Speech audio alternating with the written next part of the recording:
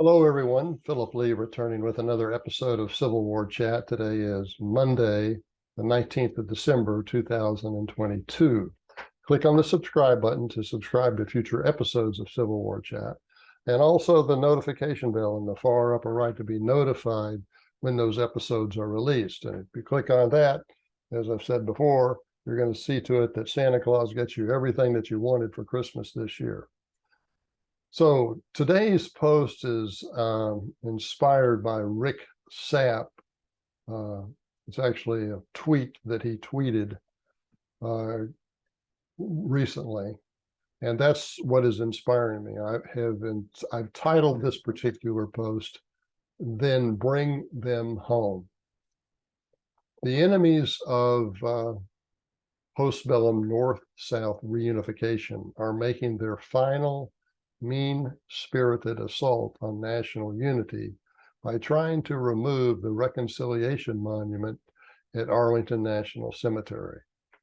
The memorial was erected in 1914 and sculpted by Moses Ezekiel, the first American-born Jewish artist to receive international acclaim. He lived most of his life in Rome, although he was a cadet at the Virginia Military Institute and fought on the side of the Confederacy at the Battle of Newmarket during the Civil War. He was the only well-known sculptor to have seen action in that war.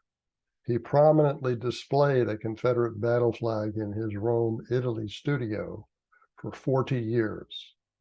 Since his Reconciliation Monument was largely financed by the United Daughters of the Confederacy, about 400 Confederate soldiers that had been buried in the Washington area were reinterned there.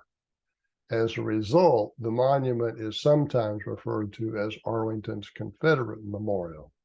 It is, of course, the connection to the Confederacy that is driving the hysteria among the cultural elite to have it removed, if not, and possibly destroyed. Be that as it may, since the first Confederate was buried there almost 110 years ago, he and the other 399 became part of a national cemetery. If the federal government removes the Ezekiel Memorial, then it cannot be trusted to honor the Confederate dead. If the Confederate dead will not be honored under the aegis of the Ezekiel Monument, then bring them home. Don't leave them in a place where the government deliberately insults them. Find places in the South that will accept their physical remains. They did nothing wrong. They did their duty. If the federal government now chooses to reject reconciliation, let them see there will be consequences. Okay.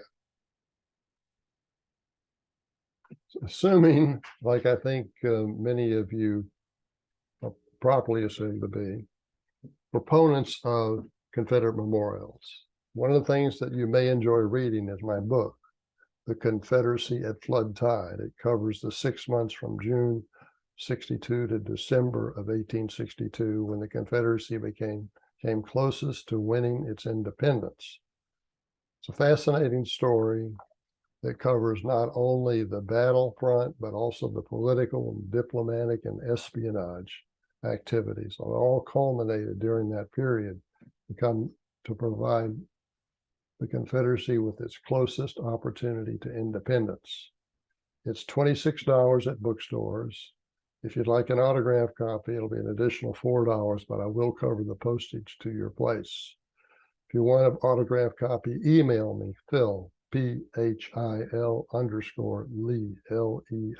LEIGH @me.com.